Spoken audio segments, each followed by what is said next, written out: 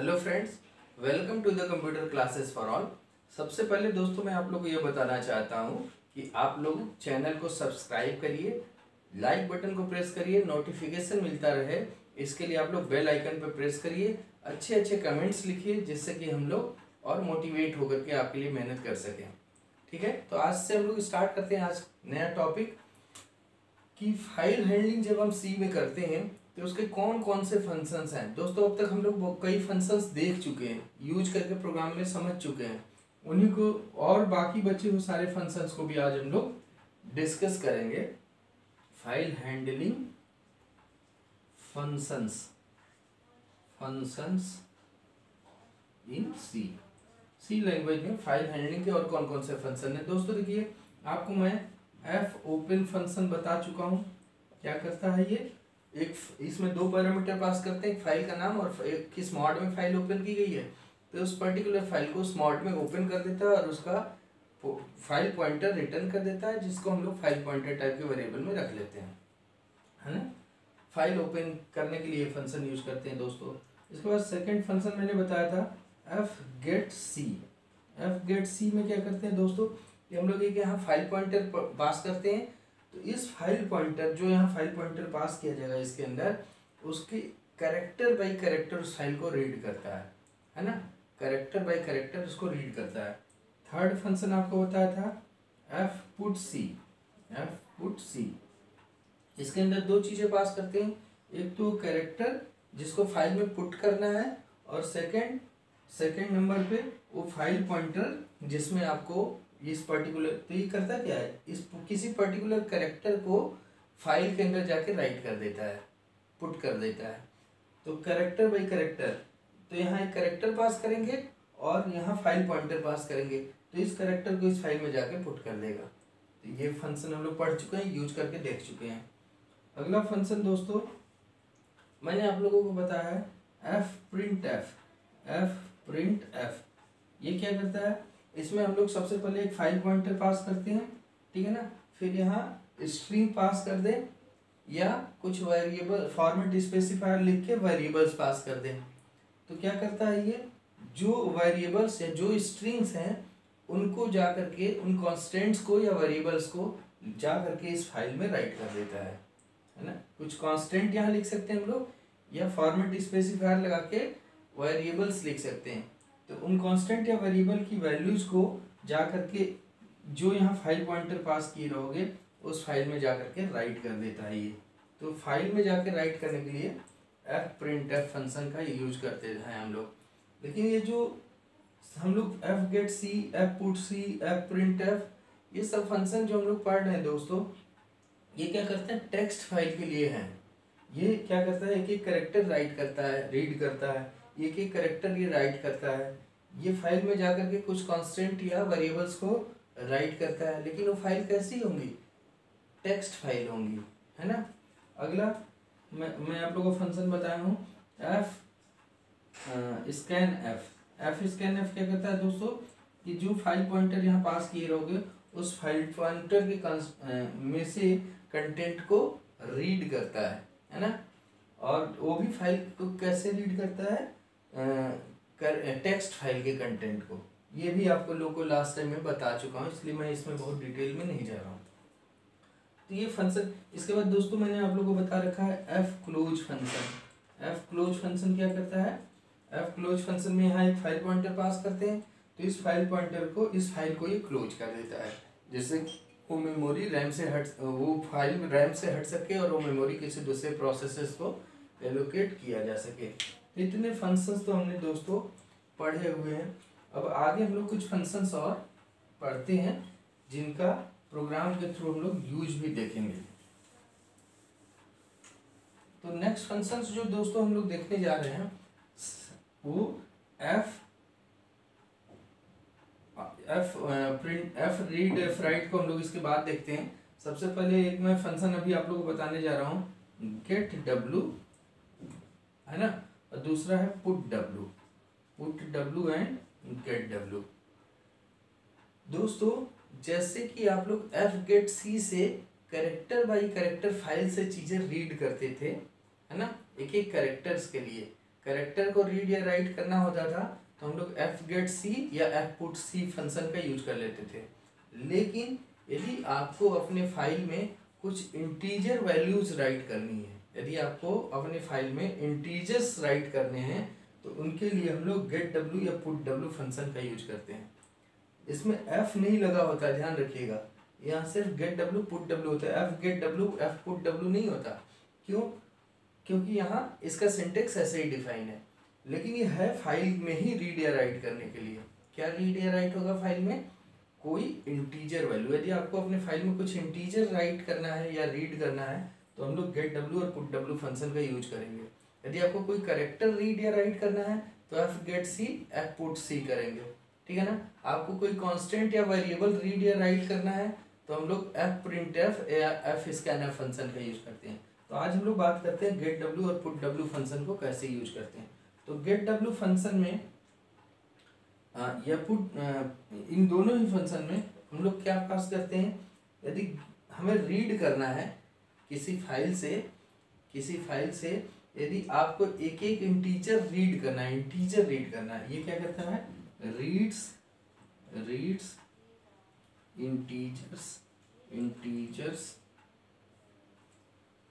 Integers और ये वाला क्या करता है? राइट्स इंटीजर्स, ठीक है।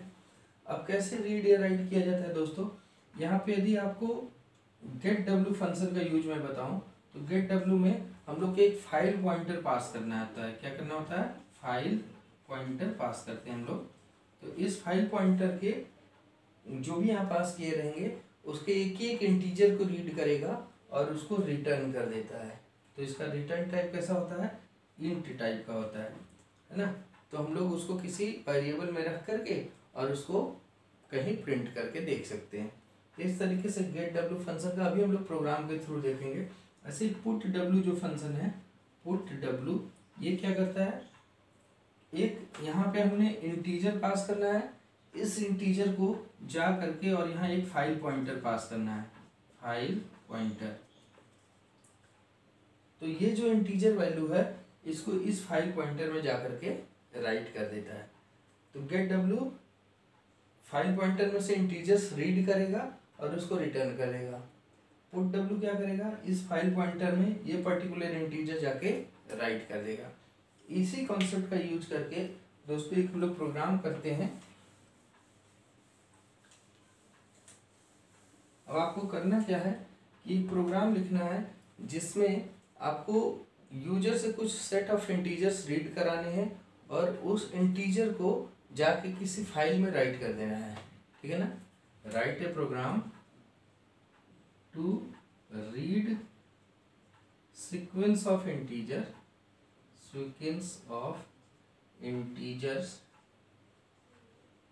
And write them to a file input, ठीक है ना। आप यूजर से सीक्वेंस ऑफ इंटीजर रीड करना है और उस सीक्वेंस ऑफ इंटीजर को जाकर के इनपुट नाम की फाइल में राइट कर देना है, ठीक है।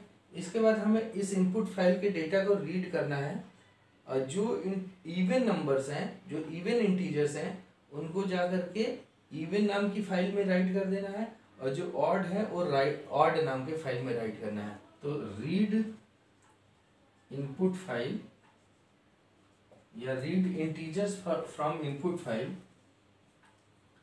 Read numbers from input file and write all even numbers to a file even, ठीक है ना। ये even, ये एक तो इनपुट नाम की फाइल थी, ये एक इवन नाम की file. To write a function file even and write all odd numbers to a file to a file odd. ठीक है, देखिए दोस्तों करना क्या हमें, एक प्रोग्राम ऐसा लिखना है जिसमें यूजर से इंटीजर्स बहुत सारे इनपुट कराने हैं। ठीक है ना, अब उन इंटीजर्स को जा करके एक इनपुट नाम की फाइल में राइट कर देना है। ठीक है, अब इसके बाद इनपुट फाइल को रीड करना है और उनमें से जो जो इंटीजर्स इवन है उसको इवन नाम की फाइल में जाकर राइट कर देना है, और जो जो ऑड है उनको ऑड नाम की फाइल में जाकर के राइट कर देना है। ये प्रोग्राम हमें बनाना है दोस्तों। तो हम लोग ये स्टार्ट करते हैं। मैंने एक हेडर फाइल इंक्लूड किया, हैश इंक्लूड stdio.h। ठीक है, इसके बाद मैंने मेन फंक्शन स्टार्ट किया, वर्ड मेन। दोस्तों हमें कितने फाइल की ज़रूरत है, मैं एक इनपुट नाम की फाइल है, एक इवन है, एक ऑड है, तो 3 फाइलों की ज़रूरत पड़ेगी। तो मैंने एक फाइल पॉइंटर बनाता हूँ, फाइल पॉइंटर बनाया मैंने f1, f2, f3, 3 file pointer बना लिया। ठीक है, और नंबर्स इनपुट लेंगे हम लोग यूजर से, तो उसके लिए मैं एक n नाम का वेरिएबल डिक्लेयर कर रहा हूँ और एक लूप चलाने के लिए i नाम का वेरिएबल। जो भी नंबर यूजर से इनपुट लेंगे वो n में इनपुट ले लेंगे, और कई नंबर्स इनपुट लेने हैं इसलिए फॉर लूप में रखे हम लोग, इसलिए मैंने i से एक फॉर लूप चलाने के लिए i वेरिएबल और n कितने नंबर्स के लिए, मतलब जो नंबर्स इनपुट लेंगे वो n वेरिएबल में रखेंगे। तो एक एक नंबर लेते जाएंगे और उसको फाइल में जाके राइट करते रहेंगे। और ये सारे के सारे फाइल पॉइंटर है, तो सबके आगे ये पॉइंटर लगाना जरूरी है दोस्तों। स्टार f3, एक f1, एक f2, एक f3, 3 फाइल पॉइंटर बना लिया। अब दोस्तों हम लोग सबसे पहले f1 फाइल में, f1 पॉइंटर में मैं ओपन करता हूँ f ओपन, और सिंस इनपुट नाम की फाइल को ओपन करने जा रहा हूँ और उसी में डेटा राइट करूँगा, तो यहाँ लिख दिया input डॉट txt। ठीक है, कॉमा, और इसमें मैंने क्या किया, किस मोड में ओपन कर दिया, राइट मोड में, क्योंकि इसमें हम लोग डेटा राइट करेंगे। ठीक है, अब हम लोग यूजर्स, तो हमने एक इनपुट नाम की फाइल राइट मोड में ओपन कर ली और इसका फाइल पॉइंटर f1 है। क्लियर है, अब हम लोग यूजर से डेटा मांगते हैं। यहाँ लिखा मैंने print f enter numbers, enter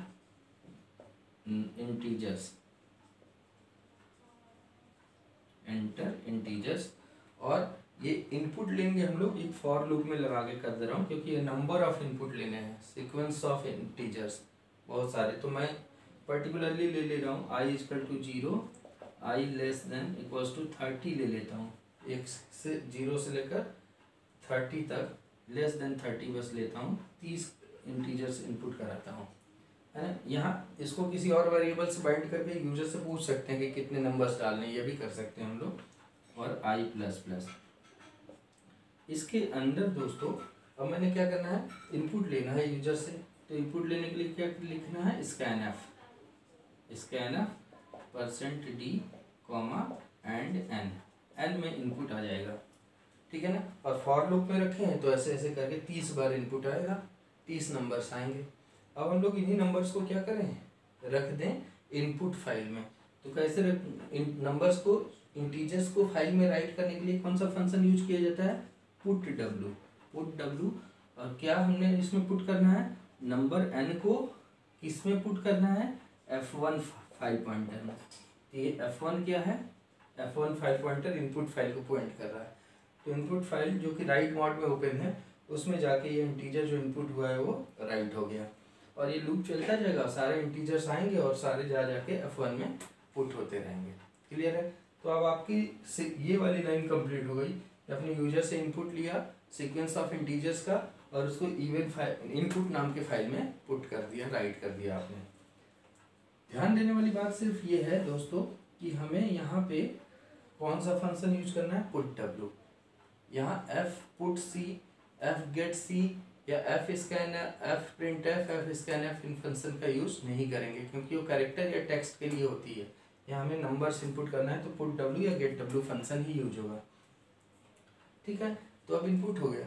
अब क्या कर रहा है, read the numbers from input file. अब इनपुट फाइल से चीज़ें रीड करनी है, तो रीड करनी है तो ये तो खुला तो राइट मोड में है, तो इसको पहले इस मोड से क्लोज कर देते हैं। मैंने यहाँ कर दिया, इसी यहीं पे क्लोज कर दे रहा हूँ, यहीं पे लिखा F क्लोज F1। तो F1 फाइल को मैंने क्लोज कर दिया। क्यों क्लोज किया दोस्तों? क्योंकि ये यहाँ पे मैंने खोला था राइट मोड में, अब इसका कंटेंट रीड करना है, तो राइट मोड में खुली है तो रीड तो हो नहीं सकती, तो हमने पहले इसको क्लोज कर दिया और फिर से इसको खोल लेते हैं, ओपन कर लेते हैं हम लोग रीड मोड में। तो मैंने फिर से लिखा F1 is equal to F open, इसको इनपुट फाइल को, input.txt फाइल को, और इसको किस में ओपन कर लिया इस बार मैंने? रीड मोड में। ये फाइल ओपन हो गई रीड मोड में। क्लियर है? रीड मोड में फाइल ओपन हो गई, F1 में आ गई। अब हमें क्या करना है, इसकी कंटेंट को जो हम रीड कर रहे हैं, इसमें जो इवन है वो इवन फाइल में जाकर राइट करना है, और जो ऑड है वो ऑड फाइल में। तो हमें इवन और ऑड फाइल को भी ओपन करना होगा, और उसमें हमें सिंस राइट करनी चीज़ें तो उसको राइट मोड में ओपन कर लेता हूँ। यहाँ पे मैंने F2 में ओपन कर रहा हूँ, F ओपन कौन सी फाइल को? इवन नाम की फाइल को, even.txt को, even.txt फाइल को राइट मोड में ओपन कर दिया, क्योंकि इसमें इवन नंबर राइट करने थे। इसकी चीज़ें हमने रीड करनी थी तो रीड मोड में, इनपुट में जो डेटा था उसको रीड करनी थी तो रीड मोड में, और उनमें से जो इवन है वो इवन फाइल में राइट करनी है तो इस इवन फाइल को राइट मोड में ओपन किया, और जो ऑड है वो ऑड फाइल में राइट करनी, तो एक ऑड फाइल भी ओपन कर लेते हैं। F3 is equal to F open odd.txt, और इसको किस मोड में ओपन कर लिया? इसको भी राइट मोड में। ठीक है, तो अब हमारी फाइलें जैसी रिक्वायर्ड है उस मोड्स में ओपन हो गई, उन मोड्स में ओपन हो गई। अब हमें क्या करना है, पहली फाइल के कंटेंट को रीड करना है। तो दोस्तों मैं आप लोगों को सिखाया हूँ, यदि क्योंकि उसमें इंटीजर्स हैं और इंटीजर्स को रीड करना है तो कौन सा फंक्शन यूज किया जाएगा? Get W. कौन सा फंक्शन यूज किया जाएगा? Get W. गेट डब्ल्यू में हमें क्या पास करना पड़ता है? वो फाइल पॉइंटर जिसके कंटेंट को रीड करना है। थोड़ा सा इधर लिखता हूँ मैं, एफ गेट डब्ल्यू में मैंने पास कर दिया क्या? F1। तो F1 की चीज़ें रीड होने लगेंगी, रीड होकर के आएंगी, उसको मैंने एक n वेरिएबल में रख लिया। ठीक है, एक एक इंटीजर रीड होगा, n में आया, और इसी को मैं कंडीशन में, मैंने आप लोग को पहले भी बता रखा है कि फाइल के कंटेंट को जिससे रीड करते हैं उसी को वाइल लूप की कंडीशन में रख देते हैं। इसी में मैंने लिख दिया वाइल n में जो चीज़ आ रही है, this one is not equals to end of file. जब तक एंड ऑफ फाइल ना हो तब तक F1 के एक एक इंटीजर रीड करो, n में रखो, चेक करो कि एंड ऑफ फाइल तो नहीं आ गया। नहीं आ गया तो हम लूप के अंदर आएंगे और क्या करेंगे, अब n में पहला इंटीजर है, अब हम लोग इसको चेक कर लें कि ये इवन है कि ऑड है। तो कैसे चेक करते हैं? हमने यहाँ लिखा if n modulus 2 equals to 0, ये इवन है, n में जो वैल्यू है इवन है, तो इसको इवन वाले फाइल में राइट कर दो। तो राइट करने के लिए कौन सा फंक्शन है? पुट डब्ल्यू, इसको पुट कर दिया n को किसमें F1 में, F2 है ना, इवन वाली फाइल, इवन वाले में राइट करना है, तो F2 में राइट हो गई। n में F1 इनपुट डेटा वाली फाइल से, इनपुट वाली फाइल से जिसमें सारे इंटीजर्स हैं, एक एक F1 में से रीड किया, n में रखा, चेक किया कि वो क्या इवन है, डिविजिबल बाई 2 है, डिविजिबल बाई 2 है तो उसको पुट कर दिया किसमें? F2 में, उस n को पुट कर दिया F2 में। एल्स यदि ऐसा नहीं है, यदि ये डिविजिबल नहीं होता है 2 से, तो हम लोग तब किस में पुट कर दें? तब पुट कर दिया पुट डब्ल्यू n को F3 में, क्योंकि F3 ऑड के लिए था, F2 इवन के लिए था। तो यदि इवन है तो F2 में पुट कर दिया, एल्स F3 में पुट कर दिया, मीन्स ऑड है तो F3 में पुट कर दिया। ठीक है दोस्तों, और ये वाइल लूप बंद हो जाएगा। तो ऐसे लूप चलता जाएगा, एक एक नंबर रीड होगा, n में आएगा, और इवन होगा तो F2 में, ऑड होगा तो F3 में राइट होता रहेगा। इस तरीके से इवन वाले सारे इवन फाइल में आ जाएंगे नंबर्स, ऑड वाले सारे ऑड फाइल्स में आ जाएंगे। क्लियर है? अब हम लोग फाइनली क्या करेंगे, सारे फाइल पॉइंटर को क्लोज कर देंगे। इसको थोड़ा ऊपर बंद करता हूँ। इसके बाद मैंने किया F close F1, F close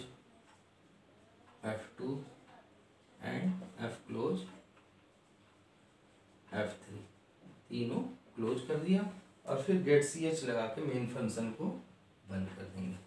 clear है दोस्तों? यहाँ से मेन फंक्शन शुरू हुआ था, यहाँ पे क्लोज कर दिया और यहाँ गेट सी एच और लगा देंगे लास्ट में। क्लियर है?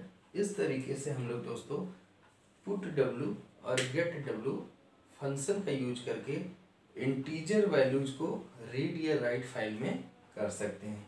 क्लियर है? तो आपको दोस्तों ये फंक्शन भी आई थिंक क्लियर हो गया। क्या किया हमने? 3 फाइल पॉइंटर बनाया, F1 F2 F3, क्योंकि इसमें डेटा रखेंगे। इसमें इवन वाली फाइल के लिए है, ये ऑड वाले के लिए है पॉइंटर। तो मैंने इनपुट नाम की एक फाइल बनाई, उसको ओपन किया, F1 में रख दिया इसको राइट मोड में। अब इसमें डेटा मैंने राइट कर दिया, 0 से 30 तक का लूप चलाया और डेटा स्कैन करके एन में रख के उसको पुट कर दिया F1 में। तो F1 में सारा इंटीजर्स आ गया। फिर इसको मैंने क्लोज किया F1 वाले को, क्योंकि ये राइट मोड में खुला था, क्योंकि अब इसके कंटेंट को रीड करना है। इसको रीड मोड में ओपन कर लिया। अब इसके में से जो इवन है वो इवन फाइल में रखना था, जो ऑड है वो ऑड फाइल में रखना था। तो इवन और ऑड वालों को राइट मोड में ओपन कर लिया। अब इनपुट वाली फाइल जो F1 में है, इसको मैंने रीड किया और n में वैल्यू रखता गया। ठीक है? और एंड ऑफ फाइल तक वाइल लूप में रख करके चेक किया कि यदि इवन है तो F2 में रख दिया, ऑड है तो F3 में रख दिया और लास्ट में सारे फाइल पॉइंटर को क्लोज कर दिया। क्लियर है? इस तरीके से हम लोग get W put W functions के थ्रू इंटीजर वैल्यूज को रीड या राइट कर सकते हैं। आगे बढ़ते हैं दोस्तों।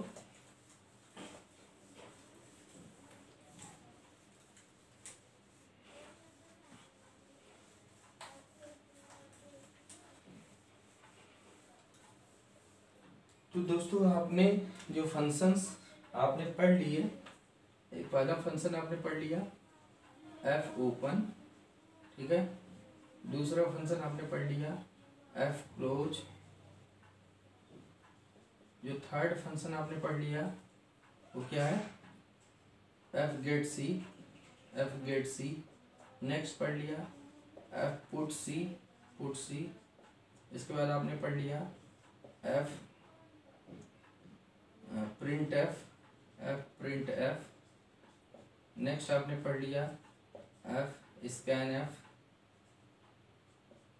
इसके बाद नेक्स्ट आपने पढ़ लिया एफ नहीं है पुट डब्ल्यू, और नेक्स्ट आपने पढ़ लिया गेट डब्ल्यू। ठीक है? ये 8 फंक्शंस दोस्तों आपने अब तक पढ़ लिया है। अब हम लोग पढ़ते हैं दोस्तों, एक फंक्शन है एफ। नेक्स्ट फंक्शन जो हम लोग पढ़ने जा रहे हैं 9 नंबर पे, कि यदि मुझे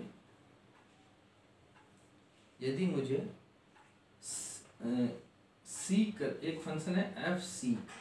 एफ सीक फंक्शन क्या करता है दोस्तों? और अगला फंक्शन हम लोग पढ़ेंगे 10 करके रिवाइंड, रिवाइंड। ये 2 फंक्शन पढ़ते हैं। और तीसरा एक और फंक्शन पढ़ेंगे एफ टेल, एफ टेल। ये 3 फंक्शन अभी हम लोग पढ़ते हैं। अब देखिए दोस्तों, एफ सीक फंक्शन क्या करता है। सबसे पहले हम लोग डिस्कस करेंगे एफ सीक फंक्शन को, एफ एस डबल ई के। एफ सीक फंक्शन के अंदर हम लोग 3 चीज़ें पास करते हैं। एफ सीक फंक्शन के अंदर हम लोग 3 चीज़ें पास करते हैं। सबसे पहले क्या पास करते हैं हम लोग, कि वो कैरेक्टर जिसके एक स्ट्रिंग। अब ये देखिए होता क्या है कि बाय डिफ़ॉल्ट जो फाइल पॉइंटर है, बाय डिफ़ॉल्ट जो फाइल पॉइंटर है वो, जैसे आपने राइट किया एक फाइल में कुछ चीज़ें राइट करी, एफ गेट सी से, एफ पुट सी से, या एफ प्रिंट एफ से, है ना। तो चीज़ें राइट होने के बाद जो फाइल का पॉइंटर है बिल्कुल लास्ट में रहता है, जहाँ राइट होके ख़त्म हुआ है। जैसे शुरू में ओपन करते हैं तब तो पॉइंटर बिल्कुल बिगिनिंग में होगा, यदि आपने रीड या राइट मोड में ओपन किया है तो। लेकिन जब उसमें रीड या राइट आप कर लेते हैं, राइट कर लेते हैं, तो पॉइंटर बिल्कुल लास्ट में पहुंच जाता है ना। और आप चाहते हो कि पॉइंटर को अपनी ज़रूरत के हिसाब से कहीं मूव करना चाहते हो, ठीक है ना। तो मैं इसमें से देख लेता हूँ और कौन कौन से फंक्शंस हैं जो आपको मैं पढ़ाऊँगा। तो यदि आपको पॉइंटर को मूव करना है नेक्स्ट में, है ना, यदि आपको पॉइंटर को मूव करना है अपने रिक्वायरमेंट के अकॉर्डिंग, जहाँ जहाँ आप चाहें उन पॉइंटर्स को मूव करेंगे, ठीक है ना। तो उनको मूव करने के लिए, पॉइंटर्स को मूव करने के लिए हम लोग fseek फंक्शन का यूज करते हैं, ठीक है। इसके बाद जो fseek फंक्शन है, fseek फंक्शन के बाद जो नेक्स्ट आपका फंक्शन है दोस्तों,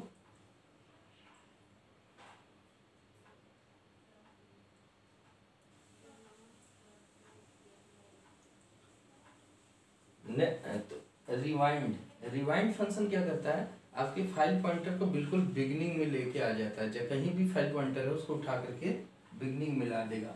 और ftail फंक्शन क्या करता है, इसके अंदर एक फाइल पॉइंटर हम पास करेंगे, तो उस फाइल पॉइंटर का करेंट पॉइंटर कहाँ पे है उस वैल्यू को रिटर्न कर देता है। ftail क्या करता है, यहाँ एक फाइल पॉइंटर पास करेंगे ftail। यदि मैं ftail की बात करूँ, ftail में हम लोग जो फाइल पॉइंटर पास किए रहेंगे, उस फाइल पॉइंटर जिस फाइल को पॉइंट कर रहा होगा उसमें करेंट पॉइंटर कहाँ पे है उसकी इंटीजर वैल्यू रिटर्न कर देता है। क्लियर है। तो ftail का काम तो करेंट पॉइंटर बताना। ऐसे ही एक होता है एक रिवाइंड फंक्शन है। कौन सा, रिवाइंड। और ये रिवाइंड क्या करता है कि जो फाइल पॉइंटर इसमें पास करिए, आपके पॉइंटर कहीं भी हो उसको उठा करके बिल्कुल बिगिनिंग में ला देता है। तो टेल और ftail और रिवाइंड फंक्शन का तो ये टास्क हुआ। हम लोग इन सारे टास्क को करके भी देखेंगे। जो मेन आपको ध्यान देना है fseek फंक्शन के बारे में। fseek फंक्शन में हम लोग क्या करते हैं दोस्तों, 3 पैरामीटर पास करते हैं। 3 पैरामीटर में सबसे, और ये इसका यूज क्या है, अभी मैंने आपको बताया था कि आपको पॉइंटर को, फाइल के पॉइंटर को जहां आप चाहो वहां भेजना चाहते हो, है ना, अपने अकॉर्डिंग मूव करना चाहते हो। If you want to move the file pointer according to yourself, just use the fseek function. कैसे, हम लोग सबसे पहले यहाँ एक फाइल पॉइंटर पास करते हैं जिसके अंदर आप कर्सर को मूव कराना चाहते हो, जिसके अंदर आप पॉइंटर को मूव करना चाह रहे हो इधर से उधर, वो फाइल पॉइंटर पास करेंगे। सेकंड नंबर पे हम लोग वो डिस्प्लेसमेंट पास करेंगे कि कितना मूव करना है। सेकंड नंबर पे हम लोग क्या पास करते हैं, इसे बोलते हैं ऑफसेट। ऑफसेट का मतलब क्या है, ऑफसेट का मतलब होता है डिस्प्लेसमेंट। डिस्प्लेसमेंट, है ना। और ये डिस्प्लेसमेंट कहाँ से डिस्प्लेसमेंट काउंट करना है, उसके लिए यहाँ पे 3 कांस्टेंट प्री डिफाइन है। एक कांस्टेंट है seek _set, ठीक है। जो एक, अब यहाँ पे हम लोग क्या करते हैं, कुछ कांस्टेंट प्री डिफाइन है उसको पास करते हैं। seek set एक कांस्टेंट हो सकता है, seek _set एक हो सकता है, seek _cur करंट के लिए, और एक होता है seek _end, ठीक है ना। तो seek _set क्या करता है, ये बिल्कुल बिगिनिंग से सेट स्टार्ट करता है। seek _set का मतलब बिल्कुल बिगिनिंग में रहेगा और वहां से डिस्प्लेसमेंट जो आपने दे रखा है उतना मूव करा देगा करंट कर्सर को, बिल्कुल बिगिनिंग से। seek set का मतलब, seek set किस लिए होता है, बिगिनिंग के लिए, BAGINING।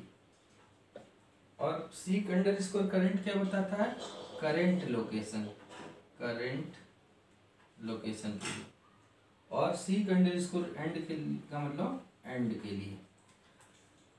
तो ये कहाँ से मिस उसका स्टैंडर्ड कहाँ से होगा, कहाँ से वो काउंट करना स्टार्ट करेगा। यदि आपने यहाँ कांस्टेंट seek _set लिखा है तो ये क्या करेगा, फाइल पॉइंटर को बिल्कुल बिगिनिंग से, उस बिगिनिंग जहाँ से बिल्कुल फाइल पॉइंटर स्टार्ट हो रहा है, बिल्कुल जैसे ये फाइल है, आपका फाइल पॉइंटर यहाँ पहुँच चुका है तो उसको उठा कर ले आएगा बिल्कुल बिगिनिंग में।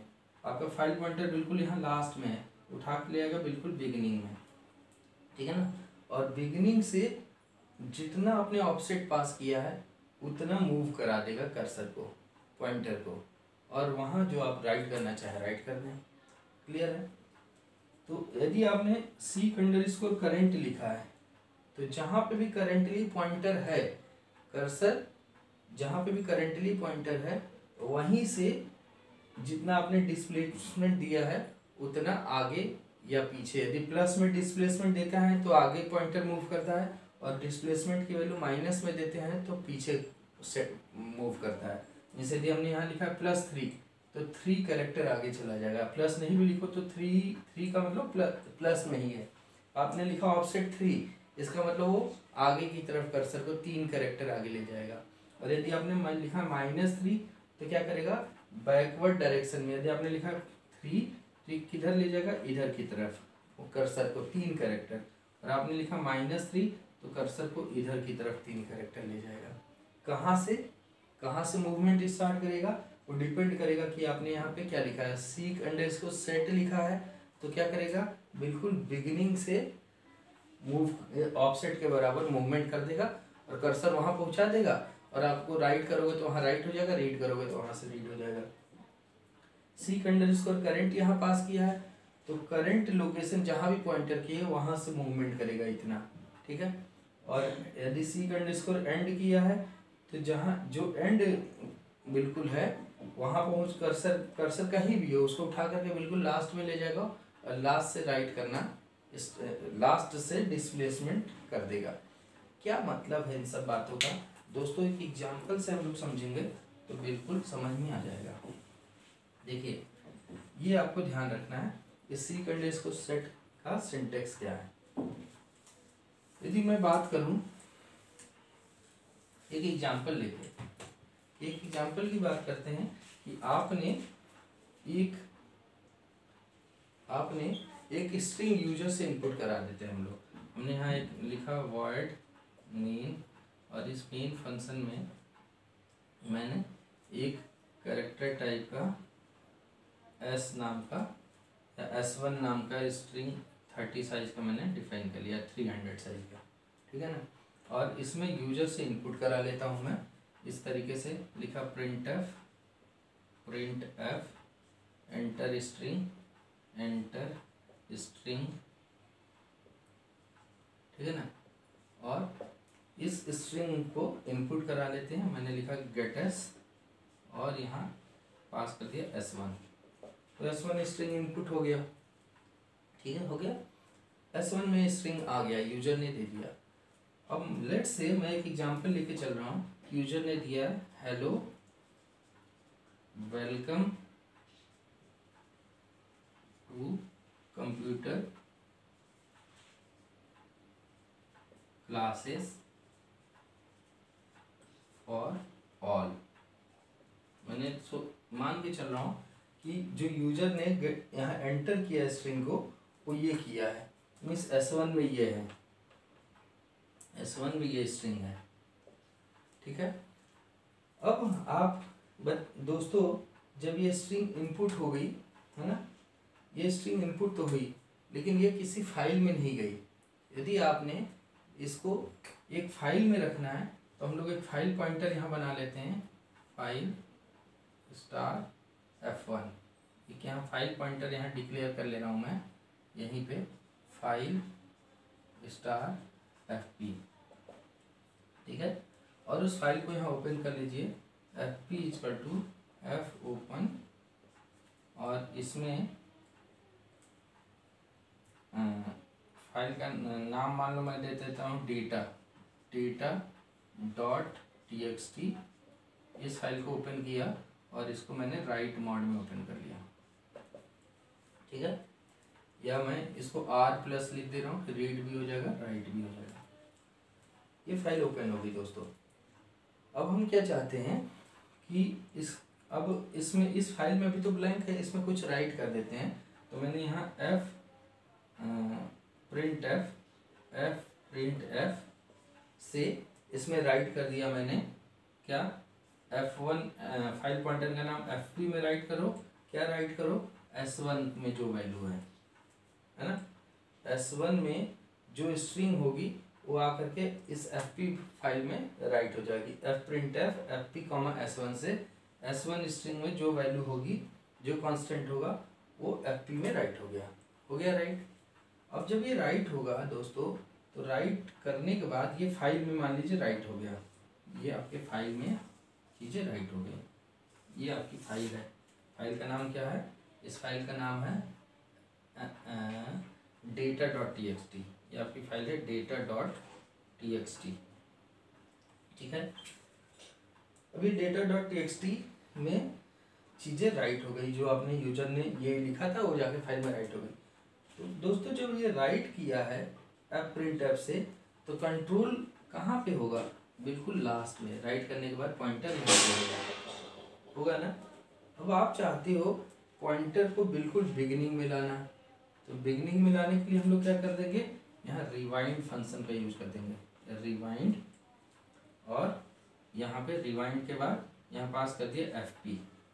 तो एफ पी यदि लिखा आपने रिवाइंड एफ पी, और तो उससे क्या हो जाएगा, आपका कंट्रोल ये कर्सर जो यहाँ पे था उठ करके इस लोकेशन पे आ जाएगा, ठीक है। और आपने यदि यहाँ कुछ प्रिंट कर दिया, दोबारा से मैंने लिखा एफ प्रिंट एफ, मैंने दोबारा से लिखा एफ प्रिंट एफ, और इसमें पास कर दिया एफ पी में राइट कर दिया, मान लीजिए डब्लू ई, या मान लो हेलो की जगह are K G I T, हमने लिखा are K G I T double quotes में। तो क्या होगा, इस एफ पी पॉइंटर में जहाँ पे भी कर्सर रहा होगा वहाँ are K G I T लिख देगा। तो क्या होगा, जैसे ही रिवाइंड किया था आपका कर्सर यहाँ आ गया, तो यहाँ आते ही क्या करेगा, इसको आर बना देगा, इस यहाँ के लिख देगा, यहाँ जी लिख देगा, यहाँ आई लिख देगा, और यहाँ टी लिख देगा, है ना। आपने कर्सर बिल्कुल बिगिनिंग में ला दिए थे, यहाँ लिखा था हेलो, है ना, कर्सर यहाँ आ गया था, और आपने क्या किया, कर्सर को रिवाइंड करके शुरुआत में लाके और आपने प्रिंट कर दिया फाइल पॉइंटर में। तो ये प्रिंट कहाँ होगा, जहाँ करेंटली कर्सर था, यहाँ पे लिख जाएगा हेलो की जगह लिख जाएगा R K G I T, इसकी जगह पे लिख जाएगा R K G I T. क्यों इतना, पहला कैरेक्टर यहाँ है एच की जगह, अगला कैरेक्टर ई की जगह, नेक्स्ट कैरेक्टर एल की जगह, नेक्स्ट कैरेक्टर एल की जगह, और नेक्स्ट कैरेक्टर ओ की जगह, ठीक है ना। ऐसे तो लिख के जाएगा R K G I T welcome to computer classes for all, ठीक है दोस्तों। ये बात आपको समझ में आ गई। लेकिन यदि हम लोग ये रिमाइंड फंक्शन नहीं यूज किए रहते, तब ये कहाँ ये फिर ये हेलो नहीं हटता, फिर are K G I T कहाँ प्रिंट होकर के आता, फिर are K G I T आपका इसके आगे यहीं यहाँ पे लिख के आता are K G I T, ठीक है ना। फिर यहाँ पे are K G I T लिख करके आ जाता, क्यों, क्योंकि कर्सर करेंटली यहाँ रहता यदि हम लोग रिवाइंड नहीं किए रहते थे, ठीक है दोस्तों। इतनी बात आप लोग समझ में आ गई। अब यदि इतनी बात आप लोग को समझ में आ गई, ठीक है ना, और मैं ये भी हटा रहा हूँ, ठीक है। अब मैं क्या कर रहा हूँ, ये दोनों लाइन हटा रहा हूँ। अब मैं कर्सर को चाह रहा हूँ कि बिगिनिंग से हमने यूज किया एफ सी फंक्शन का, और जब ये राइट कर लिए तो कर्सर तो यहाँ है आपका इस जगह पे, और मैंने क्या किया, लिखा एफ सी, यहाँ पास किया फाइल पॉइंटर कॉमा डिस्प्लेसमेंट पास किया मैंने 1 2 3 4 5, मान लो मैंने डिस्प्लेसमेंट पास कर दिया 5, ठीक है। और इसके बाद यहाँ लिखा सीक अंडरस्कोर सेट। तो सीक अंडरस्कोर सेट क्या करता है दोस्तों, पॉइंटर को, जो फाइल पॉइंटर यहाँ था उनको, उसको बिल्कुल बिगिनिंग में लाके सेट करता है, और वहाँ से डिस्प्लेसमेंट काउंट करेगा 5, कर्सर को मूव करेगा 5 प्लेस, यहाँ से कर्सर उठा करके इस जगह पे लाएगा यहाँ से, और यहाँ से 5 कैरेक्टर आगे मूव कराएगा कर्सर को, मीन्स 1 2 3 4 5, क्लियर है, ठीक है। तो यहाँ से क्या करेगा, ये यहाँ पे कर्सर को पहुँचा देगा, 5 मूव कर गया, मीन्स कर्सर यहाँ आ जाएगा, और यहाँ पे यदि आपने लिख दिया एफ प्रिंट एफ और लिख दिया एफ पी में लिख दो are K G I T, are K ji F P में लिख दिया, डबल कोट्स में लिखा मैंने स्ट्रिंग, तो क्या करेगा, इस आर के जी को फाइल, ये एफ सी क्या करेगा, 6 8 लिखा है आपने, तो कर्सर यहाँ से उठाकर यहाँ ले आया और यहाँ से जितना डिस्प्लेसमेंट आपने लिया उतना मूव करके यहाँ ले गया और यहाँ पे एफ प्रिंट से अब तो कर्सर यहाँ पहुँचा हुआ है फाइल का पॉइंटर, तो यदि उसके बाद यदि आप कुछ प्रिंट करेंगे तो उस फाइल में जहाँ करेंटली कर्सर है वहाँ से प्रिंट होगा। तो मतलब ये RKG कहाँ प्रिंट हो जाएगा, यहाँ पे RKG मीन्स आर इस जगह पे लिख के आ जाएगा RKG, ठीक है ना। तो ये WE नहीं आएगा, ये WE ओवरराइट हो जाएगा उसी पे। ये तो यहाँ तो स्पेस था, तो स्पेस की जगह R फिर K फिर J, क्लियर है। इस तरीके से मूव होकर के प्रिंट होकर के आ जाएगा। और यदि यहाँ मैं लिख देता, यदि मैं यहाँ लिख देता सीक अंडरस्कोर सेट नहीं लिखता, यदि यहाँ लिखा होता सीक अंडरस्कोर करेंट CUR, है ना, तो क्या होता, आपका कर्सर इस जगह पे शुरू में था, इस वाले लाइन में, इस जब राइट कर लिए थे, राइट करने के बाद आपका कर्सर तो यहाँ था और आपने कहा seek underscore set current cursor जहाँ है वहीं से 5 आगे जाओ, क्योंकि ये पॉजिटिव है, तो 1 2 3 4 5 यहाँ आ जाता कर्सर और यहाँ पे फिर आपने अगली बार प्रिंट किया है तो यहाँ पे प्रिंट कर देता RKG, ठीक है।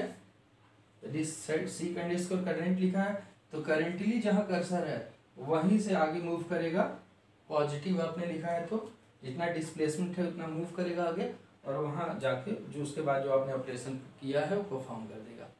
और यदि ये वैल्यू हम लोग निगेटिव में दिए रहते तो जो आगे मूव कर रहा है उसकी जगह बैक साइड में मूव करता, 1 2 3 4 5 यहाँ मूव करता और यहाँ लिख देता R, इस R को ओवरराइट कर देता RKG, क्लियर है ना। तो यहाँ पे लिख के आ जाता RKG, ठीक है दोस्तों। तो इस तरीके से fseek फंक्शन वर्क करता है दोस्तों, ध्यान रखिएगा। इसको हम लोग आगे मैं आप लोग को रन करके भी स्क्रीन रिकॉर्ड करके आप लोग को वीडियो अपलोड करूँगा। तो इस तरीके से आपने fseek फंक्शन देखा, frewind फंक्शन देखा और ftail फंक्शन क्या कहता है, जैसे मान लो कि यही वाली स्ट्रिंग थी, ये वाला स्ट्रिंग था और आप यहाँ ftail फंक्शन को, यदि ये वाली स्ट्रिंग थी, कोई स्ट्रिंग है, ठीक है, आपने यहाँ प्रिंट कर दिया S1 को और S1 में लिखा है RKGITGZB, ये S1 में है और आपने कहा ftail और इसमें पास कर दिया FP। तो ये क्या करेगा कि इस स्ट्रिंग में, इस स्ट्रिंग की चीज़ें राइट, सिंस यहाँ आपने क्या किया है, राइट किया है, तो आपका कर्सर तो बिल्कुल लास्ट में है, तो कर्सर का पोजीशन काउंट करके बताएगा 1 2 3 4 5 6 7 8 9, तो 9 वैल्यू रिटर्न कर देगा। उसको मुझे एक वेरिएबल में रखना पड़ेगा, मान लो यहाँ एक वेरिएबल मैंने डिक्लेयर कर लिया int n, है ना, तो n वेरिएबल में इसको रखना पड़ेगा और उसको प्रिंट करके दिखा दो। तो मैंने लिख दिया printf cursor position cursor is equal to %d comma n।